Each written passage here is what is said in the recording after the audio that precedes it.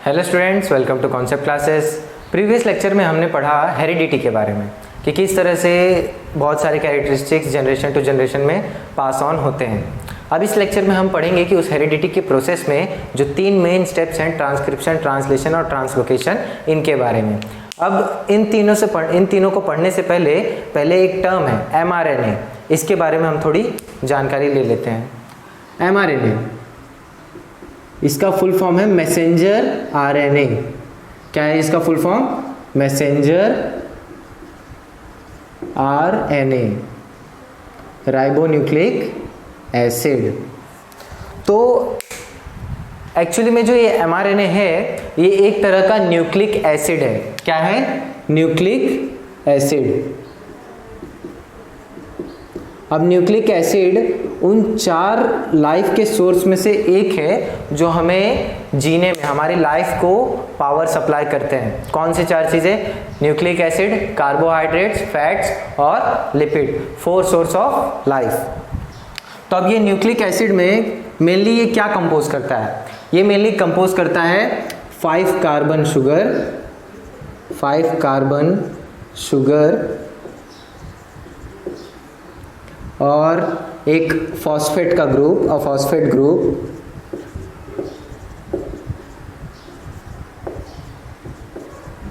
और एक nitrogenous base. ये सारी चीजें ये कंपोज करता है। It is composed of this many things. तो बेसिकली एमआरएनए एक तरह का डीएनए का पार्ट है जो हमें प्रोटीन सिंथेसाइज करने में हेल्प करता है। MRNA is basically an polymeric molecule essential for the decoding, coding and the expression of gene. मतलब एमआरएनए किस चीज़ के लिए एसेंशियल है? ये मेनली क्या करता है, हमारे जो डीएनए है इसमें कोडिंग करता है, डिकोडिंग करता है, और जो जीन का एक्सप्रेशन है, मतलब जीन के अंदर जो प्रोटीन है, जैसे कि हम लोगों ने पिछले वीडियो में पढ़ा था कि अलग अलग जीन अलग अलग बॉडी पार्ट्स के लिए प्रोटीन कैरी करता है, जिससे वो बॉडी पार्ट डेवलप होते हैं। तो ये एमआरएनए जो है उस जीन को वो प्रोटीन कैरी करने में हेल्प करता है। ये क्या करता है? ये एंटीकोडॉन्स कैरी करता है जो डीएनए के थ्रू आगे बढ़ते हैं। ट्रांसक्रिप्शन वाले प्रोसेस में हम ये सारी चीज़ें पढ़ेंगे। अब हम लोग थोड़ा पढ़ते हैं कि हमारा जो आरएनए सिंथेसिस है वो कैसे होता है। RNA synthesis in the sense protein का जो सिंथेसिस होता है, सिंथेसाइजेशन होता है, वो किस तरह से होता है। अब जीन्स को काम करने के लिए प्रोटीन तो चाहिए, किस तरह से उनका बॉडी पार्ट डेवलप करना है, किस तरह से कौन सा बॉडी पार्ट डेवलप करना है, ये जीन्स के हाथ में होता है। तो ये सारी चीज़ें जीन्स ही डिसाइड करता है किस तरह से कौन सा बॉडी पार्ट कैसा बिल्ड होगा। तो ये जो प्रोटीन सिंथेसिस होता है ये कैसे होता है? ये जो प्रोटीन सिंथेसिस होता है ये होता है डीएनए के थ्रू आरएनए में। प्रोटीन सिंथेसिस जो होता है वो होता है डीएनए के थ्रू आरएनए में, वाया डीएनए इन आरएनए। अब इस प्रोटीन सिंथेसिस का मेन फंक्शन क्या होता है? ये एमआरएनए, ये जो आरएनए है हमारा, यही ट्रांसफर करता है ये प्रोटीन सिंथेसिस डीएनए के थ्रू जीन्स में। अब जब डीएनए के थ्रू जब ये आरएनए ट्रांसफर करता है तो ये जो आरएनए होता है इसके पास सेट ऑफ न्यूक्लियोटाइड्स होता है। अब ये जो सेट ऑफ न्यूक्लियोटाइड्स होता है ये सिर्फ एक स्ट्रैंड से कनेक्टेड होता है। आगे मैं एक डायग्राम बनाऊंगा जिसके अंदर आपको एग्जैक्टली ये प्रोसेस कैसे काम करता है वो समझाऊंगा। इसमें खाली आप इतना समझ लीजिए कि जो हमारा प्रोटीन सिंथेसिस होता है वो डीएनए के थ्रू होता है आरएनए में। अब ये जो प्रोटीन सिंथेसिस है ये बहुत सारी जगहों पे हेल्प करता है, बट मेनली इसका काम क्या है? जीन्स के थ्रू बॉडी पार्ट्स डेवलप करना। So let's take a look at the process of transcription. So this is altogether a part of the process of transcription. तो ट्रांसक्रिप्शन के प्रोसेस में क्या कौन कौन सी चीज़ें आती हैं? अब ये हमारा डीएनए है, ये हमारा एमआरएनए स्ट्रैंड है, ये डीएनए स्ट्रैंड है। ये डीएनए के एक स्ट्रैंड का एक छोटा सा हिस्सा, ये हिस्सा जो है यहाँ पे जूम इन किया हुआ है। ये एमआरएनए स्ट्रैंड यहाँ से होते हुए अपने कोडॉन्स वगैरह कॉपी करेगा। और क्या क्या चीज़ है? डीएनए और आरएनए में क्या फ़र्क होता है? डीएनए में होता है थायमाइन और आरएनए में क्या होता है? यूरेसिल। होता नहीं है, एक्चुअली रिप्लेस किया जाता है। डीएनए के अंदर जो होता है वो होता है थायमाइन और mRNA जब DNA के थ्रू ये ट्रांसक्रिप्शन का प्रोसेस करते हुए जब बाहर जाता है तो ये जो है थायमाइन को रिप्लेस करके खुद के अंदर यूरेसिल को अब्जॉर्ब कर लेता है। और ये जो प्रोसेस है ये कहाँ होता है, ये DNA के न्यूक्लियस में होता है, DNA के न्यूक्लियस में होता है। और किसके थ्रू होता है, mRNA के थ्रू होता है। तो अब हम लोग स्टार्ट करते हैं। तो मैंने इस प्रोसेस को 3 डिफरेंट पार्ट्स में डिवाइड किया है। ये मेरा खुद का प्रोसेस है, अगर आपको ठीक लगे तो इसे फॉलो कीजिए, वरना आप डायरेक्टली समझ जाइए। तो 3 प्रोसेसेस में सबसे पहले मेरा है इनिशिएशन पॉइंट, जहाँ से ये सारा प्रोसेस बिगिन होता है। Let's start from the beginning. ये mRNA स्ट्रैंड DNA के एक छोटे से हिस्से में एंटर करता है। अब एंटर करने के बाद इसके पास खुद के कोडॉन्स होते हैं। क्या होते हैं, खुद के कोडॉन्स होते हैं। कौन से कोडॉन्स, ये ट्रिपलेट कोडॉन्स। यानी कि अब कोडॉन्स क्या होता है, अ सेट ऑफ न्यूक्लियोटाइड होता है। A set of 3 nucleotide is known as codon.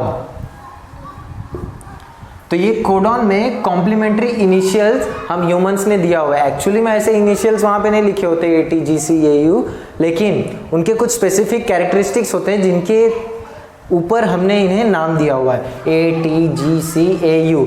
तो ये कॉम्प्लीमेंट्री कोड जो है, ये कोडॉन्स जो हैं, एक सेट, एक mRNA स्ट्रैंड में 1000 से ज़्यादा न्यूक्लियोटाइड होते हैं, 1000 से ज़्यादा ऐसे कोडॉन्स होते हैं। और हमारे बॉडी में mRNA स्ट्रैंड की कमी बिल्कुल भी नहीं, बहुत ही ज़्यादा है। और हर स्ट्रैंड के पास ऑलमोस्ट 1000 से ऊपर न्यूक्लियोटाइड्स हैं। तो आई होप आपको कोडॉन समझ में आ गया होगा। अब आगे बढ़ते हैं। तो ये जो कोडॉन्स हैं, ये जब DNA के अंदर एंटर करते हैं तो स्टार्ट होता है हमारा इलोंगेशन प्रोसेस। अब इलोंगेशन प्रोसेस में क्या होता है कि mRNA स्ट्रैंड लेफ्ट से राइट में जाता है, लेफ्ट से राइट में जाता है, लेफ्ट से राइट में जाता है। और लेफ्ट से राइट में जाते हुए ये जो आप देख रहे हो स्ट्रक्चर, ये इससे हमें एक आइडिया मिल जाता है कि किसका कॉम्प्लीमेंट्री कौन सा है। ये शेप हमें आइडिया दे देते हैं, इसमें फिट बैठेगा तो वही उसका कोडॉन हुआ। तो ये mRNA स्ट्रैंड के पास अपने कोडॉन्स है, लेकिन इसके पास जो खुद के कोडॉन्स है वो DNA के साथ फिट हो रहे हैं। तो DNA के जो कोडॉन्स हैं वो ऑटोमेटिकली क्या बन जा रहे हैं, complementary DNA, complementary codons of DNA। तो ये जब कॉम्प्लीमेंट्री बन जा रहे हैं तो इनके सेट जो हैं वो कंप्लीट हो जा रहे हैं। और इनका जो एक सेट कंप्लीट होता है उसी को हम लोग क्या बोलते हैं, RNA पॉलीमर्स, RNA पॉलीमरेज। तो इसके बाद हमारा एंड प्रोसेस आता है टर्मिनेशन। इलोंगेशन आपको समझ में आया, कुछ खास इसमें नहीं है, बस यही होता है। एक्चुअली में ये कोडॉन्स कैरी करने का मेन मोटिव क्या है, कैरेक्टरिस्टिक्स कैरी करना। ये जो mRNA स्ट्रैंड है, ये DNA से जो एंटी कोडॉन है उसको एंटी कोडॉन के हेल्प से खुद के कोडॉन के साथ ये RNA पॉलीमरेज बनाता है, जिसके बाद ये टर्मिनेशन पॉइंट से हमारे न्यूक्लियस से बाहर निकल जाता है, हमारे न्यूक्लियस से बाहर निकल जाता है। तो ये 3 प्रोसेसेस में ये पूरा का पूरा ये जो सेट है, पूरा ट्रांसक्रिप्शन का प्रोसेस है, ये कंप्लीट होता है। इसमें कुछ भी खास डिफिकल्ट नहीं है, समझने वाली बात बस इतनी है कि हमें खुद को समझाना होगा। आपको जिस तरह से ये ठीक लगता है आप उस तरह से समझिए। इसमें बहुत सारे कुछ ऐसे है नहीं कि बहुत सारा कॉम्प्लिकेटेड है। 3 प्रोसेस है, इनिशिएशन, इलोंगेशन, टर्मिनेशन। अगर आपने पिछला वीडियो देखा रहेगा तो आपको मालूम है DNA क्या होता है। और mRNA का वीडियो मैंने अभी इसी वीडियो में स्टार्टिंग में समझाया कि mRNA क्या होता है। अब mRNA DNA में एंटर करता है, कहाँ, DNA में कहाँ एंटर करता है, न्यूक्लियस के अंदर एंटर करता है, कोडॉन्स कॉपी करता है और न्यूक्लियस से बाहर निकल जाता है। तो ये है हमारा प्रोसेस ऑफ ट्रांसक्रिप्शन। अगर आपको ट्रांसक्रिप्शन के नोट्स चाहिए तो आप इसका स्क्रीनशॉट ले लीजिए और बाद में इसे लिख लीजिएगा, आपको ईजी पड़ेगा। ट्रांसक्रिप्शन का प्रोसेस हमारा हो गया। अब बढ़ते हैं हम लोग ट्रांसलेशन की तरफ। अब ट्रांसलेशन वाले प्रोसेस में जो होता है वो किस वजह से होता है ये पहले जानना ज़रूरी है। ट्रांसलेशन का ज़रूरत क्यों है, ट्रांसलेशन वाले प्रोसेस की ज़रूरत क्यों है। ट्रांसक्रिप्शन में हमने देखा कि DNA में जो mRNA स्ट्रैंड जा रहा था उसके पास क्या थे, कॉम्प्लीमेंट्री कोडॉन्स थे। मतलब DNA के पास जो एक्चुअल सीक्वेंस है उसके अपोजिट कोडॉन्स थे, लेकिन हमें जो हमारे पेरेंट से मिलता है वो तो सिमिलर होता है। तो जब सिमिलर होता है तो mRNA ने एंटी कोडॉन्स क्यों कैरी किया, क्यों, ताकि वो ट्रांसलेशन के प्रोसेस में जब आए तो ये जो ट्रांसलेशन में ये जो चीज़ें हैं, ये मैं आगे बताऊंगा क्या है ये सारी चीज़ें उन कोडॉन्स को एक और बार एंटी कोडॉन कैरी करते हैं। मतलब पहले mRNA ने DNA का एंटी कोडॉन कैरी किया, अब mRNA ने जो एंटीकोडॉन कैरी किया उसका भी एंटीकोडॉन यहाँ पे ये ट्रांसलेशन के प्रोसेस में एमिनो एसिड के जो polypeptide chain of amino acid होता है वो कैरी करते हैं। मतलब कि अगर हम लोग एक तरह से बोले कि बॉय का अपोजिट जो है वो गर्ल है, तो गर्ल का भी अपोजिट बॉय होगा, बराबर। सेम चीज़ यहाँ पे भी कैरी ऑन हुई है, यानी एक को पहले अपोजिट उन्होंने कैरी किया, फिर उस अपोजिट का भी अपोजिट कैरी किया, जिससे वो क्या हो गया, फर्स्ट वाले से सिमिलर हो गया। तो सेम चीज़ यहाँ पे दी गई है। अब यहाँ पे जो चीज़ें दी गई हैं उनके बारे में हम थोड़ा इन्फॉर्मेशन गेन कर लेते हैं। ये क्या है, राइबोसोम यूनिट है। राइबोसोम की यूनिट में जो आरएनए पॉलीमर्स हम लोग देखा था जो स्टिक होते हैं, उसका भी ये एक ज़ूम इन वाला प्रोसेस है। ट्रांसक्रिप्शन में हम लोगों ने इसके बारे में देखा था। अब ये जो राइबोसोम्स यूनिट्स हैं ये क्या कैरी करते हैं, एमिनो एसिड कैरी करते हैं, और इन्हें हम लोग क्या बोलते हैं, ट्रांसफर आरएनए। ट्रांसफर आरएनए क्यों बोलते हैं, क्योंकि ये जो ट्रिपलेट कोडॉन है इसको न्यूक्लियस में से साइटोप्लाज्म में ट्रांसफर करते हैं। ये जो हमारा स्ट्रैंड है नीचे वाला, ये एमआरएनए स्ट्रैंड है। ट्रांसक्रिप्शन के प्रोसेस में हमने यहाँ पे लिखा हुआ था और मैंने आपको बताया था कि वो प्रोसेस जो है न्यूक्लियस में कैरी आउट होता है। अब न्यूक्लियस के जो उसमें टर्मिनेशन पॉइंट था वहाँ से वो न्यूक्लियस में से निकल जाता है और फिर कहाँ एंटर करता है, साइटोप्लाज्म में।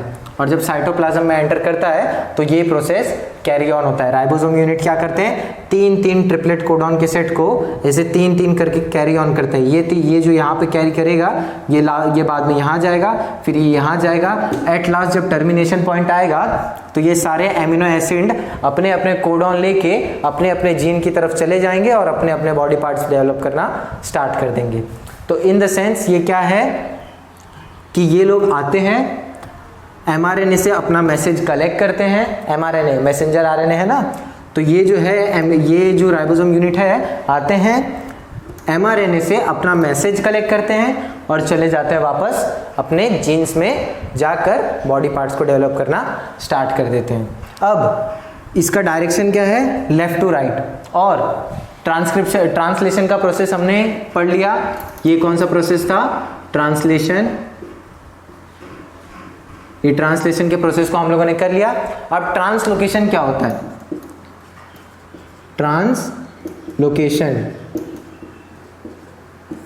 ट्रांसलोकेशन मेनली इसका एक ही यूज है। क्यों, इसका यूज नहीं है, इसको सिर्फ नाम दिया गया है। क्या नाम दिया गया है, जैसे ये इतना बड़ा जो प्रोसेस है इसको तो मैंने बहुत ज़्यादा ओवर सिंप्लीफाई कर दिया है क्योंकि आपको इससे हाई लेवल की ज़रूरत नहीं है। क्लास 10th में इससे हाई लेवल की नॉलेज की ज़रूरत नहीं है, लेकिन इसमें बहुत सारे कॉम्प्लिकेटेड प्रोसेसेस और हैं। मैंने आपको इसे जितना सिंप्लीफाई कर सकता था उतना सिंप्लीफाई करके आपको बताया है, लेकिन इसमें बहुत सारे और प्रोसेसेस हैं। तो इन प्रोसेसेस को डिवाइड कर दिया गया है। ये पूरा ट्रांसलेशन प्रोसेस है और इसमें ये जो तीन है, ये जो तीन तीन कोडॉन्स कैरी करके 3 to 3 जंप करते हैं, ये जो जंप करते हैं इसीलिए इसको बोलते हैं ट्रांसलोकेशन। ये तीन कोडॉन का जो लोकेशन है उसके हिसाब से ये प्रोसेस कैरी ऑन होता है, इसलिए इस प्रोसेस में जो ये ट्रांसलोकेशन का जो प्रोसेस है उसी को बोलते हैं ट्रांसलोकेशन। अगर आपको लिखना है तो आप इसका स्क्रीनशॉट ले लीजिए, बाद में ये आपको हेल्पफुल होगा। तो अब तक हमने पढ़ लिया ट्रांसक्रिप्शन के बारे में, ट्रांसलेशन के बारे में और ट्रांसलोकेशन के बारे में, और अब हम पहुंच चुके हैं edge of the topic of our heredity. Heredity के एज पे पहुंच चुके हैं। एक लास्ट टॉपिक हमारा बचा है हेरिडिटी में, जो है म्यूटेशन। कौन सा टॉपिक, म्यूटेशन। अब म्यूटेशन में मेनली क्या होता है, म्यूटेशन यानी sudden change in the sequence of nucleotide. इसमें होता क्या है कि कोई एक न्यूक्लियोटाइड, डीएनए का कोई एक न्यूक्लियोटाइड अपनी पोजीशन से हटकर किसी और न्यूक्लियोटाइड को आने की जगह दे देता है, या फिर कोई और न्यूक्लियोटाइड उस न्यूक्लियोटाइड की जगह पे आ जाता है। Nucleotide set of 3 triplet codon. तो जो ये मेनली ये है हमारा कोडॉन। अब ये कोडॉन जो है ये हमारा मेन सीक्वेंस है, बराबर, ये हमारा मेन सीक्वेंस है। अब मेन सीक्वेंस में से ये एक कोडॉन इसके थ्रू ये रिप्लेस हो जाएगा, ये जो है रिप्लेस हो जाएगा और एक नया कोडॉन यहाँ पे सेट हो जाएगा। तो मेनली यही म्यूटेशन है कि म्यूटेशन में आपका जो डीएनए का स्ट्रैंड है उसमें से कोई भी एक या दो या तीन जितने भी न्यूक्लियोटाइड हैं अपनी पोजीशन बदल लेते हैं, जिसकी वजह से हमारे जो बॉडी है उसमें सडन चेंजेस आ जाते हैं। For example sickle cell anaemia, ये एक तरह की बीमारी है जो न्यूक्लियोटाइड्स हैं उनके चेंज होने की वजह से हमें मिलती है। तो अब सारा कुछ जान लिया है, उसके सारे प्रोसेसेस के बारे में सब कुछ जान लिया, transcription, translation, translocation, mutations, gene कैसे काम करता है, डीएनए, एमआरएनए, आरएनए, टीआरएनए, इन सब चीज़ों के बारे में हमने पढ़ लिया। डोमिनेंट और रिसेसिवनेस कैसे फोर्स में आते हैं, इन सब चीज़ों के बारे में हमने पढ़ लिया। अब हम बढ़ते हैं हमारे चैप्टर के सेकेंड पार्ट की ओर, जो है इवोल्यूशन। अब इवोल्यूशन क्या है? Evolution is a gradual change that occurs in human beings over a long duration of time. एक बहुत लंबे समय में लिविंग बीइंग्स में अगर कोई चेंज आता है तो वो एक तरह से इवोल्यूशन का प्रूफ है। अब बहुत लंबे समय में चेंजेस कैसे आते हैं? अगर हम उन बॉडी पार्ट्स का यूज़ करना कम कर दे या यूज़ करना बंद कर दे तो वो यूजलेस हो जाएंगे। तो उसके जो कंट्रोलिंग नर्व्स है, स्पाइनल कॉर्ड से जुड़े हुए जो उसके कंट्रोलिंग नर्व्स हैं, वो भी काम करना बंद कर देंगे। तो वो जब काम करना बंद कर देंगे तो ऑटोमेटिकली वो जो बॉडी पार्ट है वो एक्सटिंक्ट होना शुरू हो जाएगा, एक्सटिंक्ट होने के प्रोसेस में आगे बढ़ जाएगा। तो जब ऐसा होता है तो इवोल्यूशन ऑकर होता है। अब इवोल्यूशन की स्टडी में कहाँ से, इसका रेंज कहाँ से कहाँ तक है? इवोल्यूशन की स्टडी में प्लैनेट्स और स्टार्स, गैलेक्सीज वगैरह वगैरह, वहाँ से लेके अर्थ का जो बायोस्फीयर है वहाँ तक हर एक चीज़ इवोल्यूशन में इंक्लूड की जा सकती है। अब जैसे कि आप बात करें पेड़, पेड़ कहाँ से कहाँ तक जाता है ये आप भी जानते हैं, कहाँ से कहाँ तक उग जाता है। उसका सिर्फ एक सीड होता है जिसके बाद उसका ग्रोइंग स्टेजेस चालू होते हैं, के बाद एक उसके स्टेम्स आने शुरू हो जाते हैं, रूट्स फैलने शुरू हो जाते हैं, फिर वो बढ़ने लगता है। उसी तरह से हमारे यूनिवर्स में हर चीज़ नॉन लिविंग बींग्स छोड़ के जो जितने भी लिविंग बींग्स है या फिर जितने भी सेलेस्टियल चीज़ें हैं, सेलेस्टियल चीज़ें यानी प्लैनेट, स्टार्स वगैरह, इन सब चीज़ों में इवोल्यूशन आता है। अब अर्थ को ही देख लो, 3.5 बिलियन ईयर्स अगो अर्थ पे कुछ नहीं था, कुछ भी नहीं यानी कुछ नहीं था, सिर्फ ओशन थे, प्लांट्स थे वगैरह वगैरह थे। फिर धीरे धीरे सिंपल ऑर्गेनिक और इनऑर्गेनिक कंपाउंड्स बने। जब सिंपल इनऑर्गेनिक और ऑर्गेनिक कंपाउंड बने तो इनसे ही कुछ टाइम के बाद कॉम्प्लेक्स प्रोटीन और न्यूक्लिक एसिड बनना शुरू हो गए। जब कॉम्प्लेक्स प्रोटीन्स और न्यूक्लिक एसिड बने तो धीरे धीरे करके वो जो सेल्स हैं खुद को डिवाइड करने लगे। अब जब डिवाइड करने लगे तो इनके नंबर्स इंक्रीज हो गए, और जब नंबर्स इंक्रीज हो गए तो इनमें से वही सेल सर्वाइव कर पाए जिनकी कैपेबिलिटी ज़्यादा थी, सराउंडिंग में फिट होने की कैपेबिलिटी ज़्यादा थी। ये एक तरह से डार्विन के नेचुरल सिलेक्शन के हिसाब से भी माना जा सकता है कि बाकी के जो सेल्स थे वो इसी तरह से एक्सटिंक्ट हुए थे क्योंकि वो अपने सराउंडिंग से फिट नहीं बैठे थे, और बाकी के जो सेल्स थे वो सराउंडिंग केमिकल से फिट बैठे और धीरे धीरे करके वो खुद को ग्रो करने लगे, डिवाइड करने लगे, मल्टीप्लाई करने लगे और धीरे धीरे इंक्रीज होने लगे, कैरेक्टरिस्टिक्स डेवलप होने लगा। तो इन सब चीज़ों के बारे में बहुत कुछ दिया है। अब formation of new species for a specific character from many generation is known as evolution. बहुत सारे स्पेसिफिक कैरेक्टर्स या फिर कुछ स्पेसिफिक कैरेक्टर्स जब बहुत सारे जनरेशन में धीरे धीरे करके एक्सटिंक्ट होने लगे। अब जैसे कि मैं बात करूँ जिराफ की, ये एक एग्जांपल है, हम आगे लैमार्किज्म में पढ़ेंगे। जिराफ को बहुत अच्छा एग्जांपल दिया हुआ है लैमार्किज्म में। उसमें क्या बताया है कि जिराफ पेड़ पे से ही खाते रहते थे, मतलब उनको अपने हाइट को एक्सटेंड करना पड़ता था ना। जब ज़मीन पे घास उन्हें नहीं मिलता था तो पेड़ों से खाते थे, और पेड़ों से खाने के लिए उन्हें अपनी हाइट एक्सटेंड करनी पड़ती थी, तो अपनी गर्दन को ऊपर करते थे। तो धीरे धीरे ये एक्सटेंड बढ़ता गया, जनरेशन टू जनरेशन धीरे धीरे उन्होंने ये हैबिचुअल बना लिया, उनकी ये हैबिट बन गई थी कि उन्हें पेड़ से ही खाना है। तो धीरे धीरे उनका क्या हुआ कि सारा उनकी जो गर्दन थी, उनकी जो नेक थी, उसकी साइज इंक्रीज होने लगी, जिसकी वजह से उनमें भी इवोल्यूशन का एक चेंज आया। तो इन शॉर्ट इवोल्यूशन वही चीज़ है जो हमारे बॉडी में चेंजेस आते हैं, but long duration of time में। शॉर्ट ड्यूरेशन ऑफ टाइम में जो चेंजेस आते हैं वो नहीं, लॉन्ग ड्यूरेशन ऑफ टाइम में, और मेनली फिजिकल चेंजेस, फिजिकल और केमिकल चेंजेस, मेंटल नहीं। तो अब इन इवोल्यूशन के बारे में, इस इवोल्यूशन के बारे में बहुत सारी बुक्स वगैरह लिखी गई हैं। इंडियन कल्चर में, चाइनीज़ कल्चर में, एशियन कल्चर में, वेस्टर्न कल्चर में बहुत सारी बुक्स लिखी गई हैं। पंचमहाभूता और बिगिनिंग ऑफ द लाइफ और बहुत सारी ऐसी बुक्स लिखी हुई हैं जिनके थ्रू बहुत लोग अपने अपने कल्चर को मानते हुए इन सारी चीज़ों को मानते हैं। साइंस के हिसाब से अगर देखा जाए तो इवोल्यूशन यही है जो बॉडी पार्ट्स में चेंजेस आते हैं बहुत लॉन्ग ड्यूरेशन ऑफ टाइम में। सिर्फ बॉडी पार्ट्स में नहीं, सेल्स वगैरह, लिविंग बींग्स वगैरह, बहुत सारे हर एक तरह के लिविंग बींग ऑर्गेनिज्म में चेंजेस आते हैं, वो इवोल्यूशन का एक तरह से हिस्सा है। At present crores of animals and plants are present on the earth of different shape and complexity। अर्थ पे करंट टाइम में बहुत सारे ऐसे प्लांट्स और एनिमल्स हैं जिनमें बहुत सारे शेप और कॉम्प्लेक्सिटी है। न्यूक्लिक एसिड वगैरह, उनके प्रोटीन्स वगैरह में बहुत सारी कॉम्प्लेक्सिटी है। अब इनकी जो रेंजेस है वो कहाँ से कहाँ तक है। अगर हम लोग ये एनिमल्स में देखें तो यूनिसेलुलर अमीबा और पैरामीशियम से लेके मैन और जायंट व्हेल तक है। प्लांट्स में देखिए तो क्लोरेला से लेकर ह्यूज बनियान ट्री तक है। तो ये बहुत सारी ये सारे इवोल्यूशन के ग्रुप हैं। बिगिनिंग में कोई चीज़ कैसी थी और एंड में कोई चीज़ कैसी थी, इन दोनों चीज़ के बीच का जितना प्रोसेस है उसको अगर हम एक साथ मिला दें तो वही होता है हमारा इवोल्यूशन। अब इस प्रोसेस में बहुत सारे चेंजेस हैं। ह्यूमंस ने क्यूरियोसिटी शो की है अपनी कि ओरिजिन ऑफ लाइफ कैसे हुआ और जो great diversity in living organism है वो सब कैसे हुई। इन सब चीज़ों के बारे में बहुत ज़्यादा क्यूरियोसिटी थी और जिनमें मतलब क्यों दी ऐसी क्यूरियोसिटी, क्यों? क्योंकि इक्वेटर से लेके बोथ द पोल्स, अगर हम इक्वेटर से बात करें तो नॉर्थ पोल और साउथ पोल तक हर जगह पर लिविंग बींग्स प्रेजेंट है। अब ये लिविंग बींग्स हर जगह पर प्रेजेंट है, सैंड में, सॉइल में, रॉक में, वाटर में एक्सेट्रा, हर जगह प्रेजेंट है। अब इन लिविंग बींग्स में कैसे ये इवोल्यूशन हुआ इसे जानने की ह्यूमंस में बहुत ज़्यादा क्यूरियोसिटी है। अब बहुत सारे थियरीज प्रेजेंट किए हैं सामने, लेकिन ग्रेजुअल डेवलपमेंट की जो थियरी है वो एक्सेप्टेड है। क्यों? क्योंकि वो हर एक डाउट को, हर एक स्टेप को, हर एक पार्ट को क्लियरली लिंक करती है। अब ये सारे लिंक्ड पार्ट जो हैं वो अगर हम स्टडी करें तो हमें पता चल जाएगा कि किस तरह से ये इवोल्यूशन का प्रोसेस जो है बिगिन हुआ था और किस तरह से ये अभी चल रहा है और किस तरह से ये चलता रहेगा। तो इवोल्यूशन की जो थियरी वर्ल्ड वाइड एक्सेप्ट हुई थी वो थी थियरी ऑफ इवोल्यूशन। अब थियरी ऑफ इवोल्यूशन के हिसाब से हमारा जो पहला लिविंग ऑर्गेनिज्म था वो था प्रोटोप्लाज्म। अब प्रोटोप्लाज्म कहाँ फॉर्म हुआ था? ओशन में फॉर्म हुआ था। अब ओशन में जब प्रोटोप्लाज्म फॉर्म हुआ तो उसके ड्यू कोर्स ऑफ टाइम के बाद, बहुत ज़्यादा टाइम के बाद हमें हमारा पहला यूनिसेलुलर ऑर्गेनिज्म मिल गया। अब जब हमें पहला हमारा यूनिसेलुलर ऑर्गेनिज्म मिला तो उसका जो स्ट्रक्चर वगैरह वो सारी चीज़ें जो थी उसकी कॉम्प्लेक्स नहीं थी, बहुत सिंपल थी। बट उससे भी थोड़ी टाइम के बाद, लगभग 300 करोड़ ईयर्स के बाद वो धीरे धीरे कॉम्प्लेक्स हो गया। इतना टाइम एटमोस्ट लिया रहेगा उसने कॉम्प्लेक्स होने के लिए।